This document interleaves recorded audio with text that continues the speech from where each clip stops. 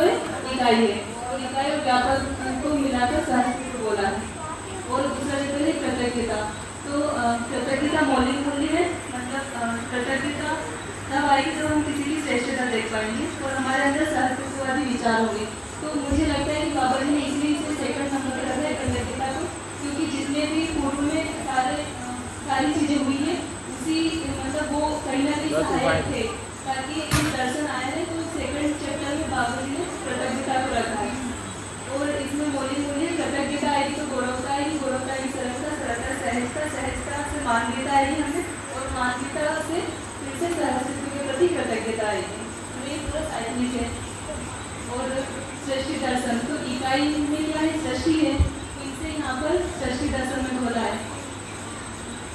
सहस्तित्व में इकाई में सृष्टि दर्शन में, तो सृष्टि दर्शन में सृजन विसर्जन, तो इसमें विकास क्रम विकास और जागृति क्रम जागृति, तो इसमें पोषण शोषण मानव के लिए रखा गया है।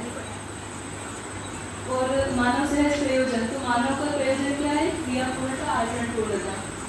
जागृति मानव का प्रयोजन है, मानव का प्रयोजन के लिए क्या होना पड़ेगा, निर्भरता मतलब निर्भ्रांत होना पड़ेगा, क्योंकि उसकी विश्राम मतलब उसकी जागृति होगी तभी वो उसका श्रम का विश्राम होगा।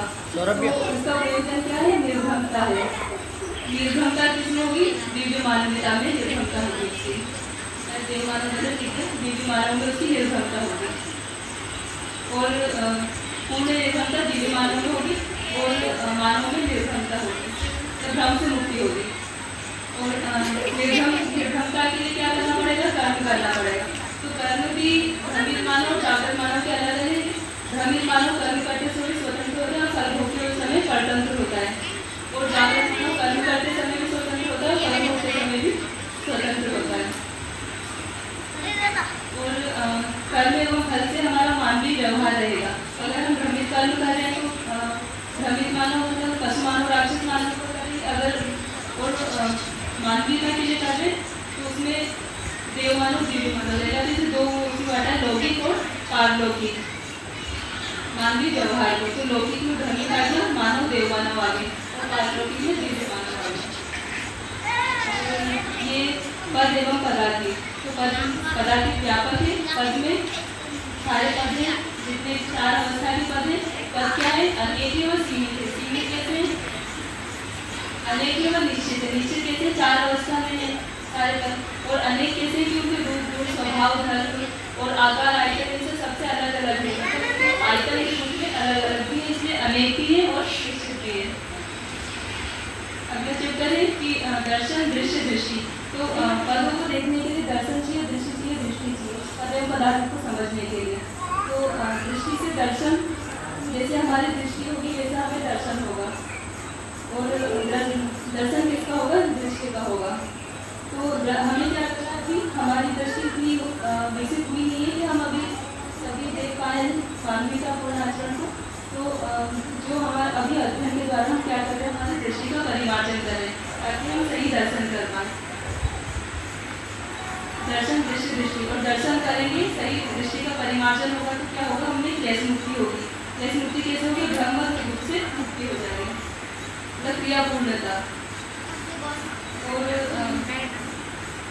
योग क्लेश मुक्ति, योग में क्या है, प्राप्त और प्राप्त। तो प्राप्त किसे करना है, व्यापक को मतलब प्राप्त यही लेकिन अनुभूत करना है। तो प्राप्त क्या है, व्यापक है, और प्राप्त मतलब प्रयास पूर्वक पाना है, मतलब सारी क्रियाओं को जागृत करना है, चाहे चाहना रूप में हमारी सुख शांति संतोष आदि, उनके लिए हमें क्या करना पड़ेगा, प्रयास करना पड़ेगा। और लक्षण लोक आलोक एवं लक्ष्य, तो लक्षण क्या है, इकाई को पहचानने के लिए लक्षण से रूप गुण स्वभाव करके देखकर हम पहचानेंगे उसे। और लोक क्या है, प्रकृति है। आलोक क्या है, क्या मतलब समझ। ये जागृत मानव का प्रकाश है, कि जागृत मानव के प्रकाश में ज्ञान विज्ञान संपन्न हो तो उसके आलोक से बन सकते हैं। और लक्ष्य क्या है, हमारा जागृति है। तो इन सभी से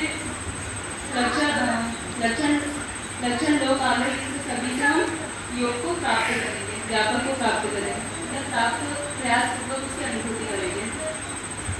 अनुभूति करेंगे तो हमारे अंदर क्या आएगी, मानवीयता आएगी। मानवीयता में मानव देव मानव दिव्य मानव, मानव देव मानव की दृष्टि और विषय प्रवृत्ति आएगी। और मानवीयता मानवीय व्यवहार सहज नियम,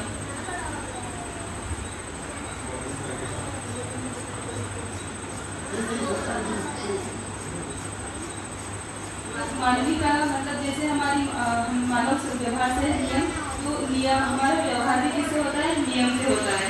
तो व्यवहार में मानव व्यवहार कौन करता है, सिर्फ मानव करता है।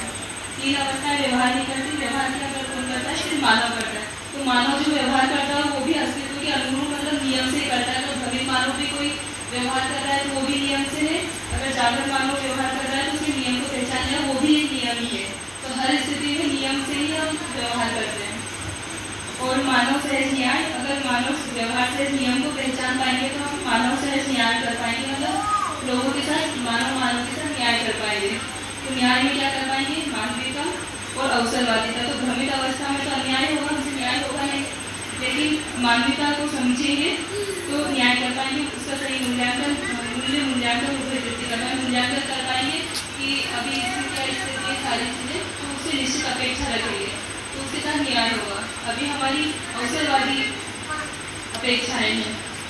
और मानव से न्याय करने के लिए हमें पोषण एवं शोषण को समझना पड़ेगा, क्योंकि ये सामाजिकता समझना पड़ेगा, तभी तो हम किसी के साथ न्याय कर पाएंगे।